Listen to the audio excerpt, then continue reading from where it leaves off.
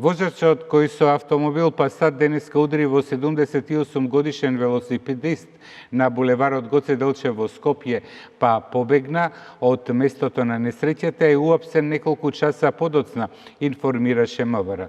Несреќата се случила денеска околу 12 часот и 30 минути, кога 38 годишниот ХК од Скопје, управувајќи Пасат со скопски регистарски ознаки, удрил во велосипедистот. Според неофицијални информации, поранешниот генерален директор на ОХИС, Јорго Ќука, 78 годишен од Скопје, кој од здобиените повреди починал на самото место. Наместо да повика помош, возачот го оставил возилото и избегал, но полицијата набрзо го пронашла и го апсила.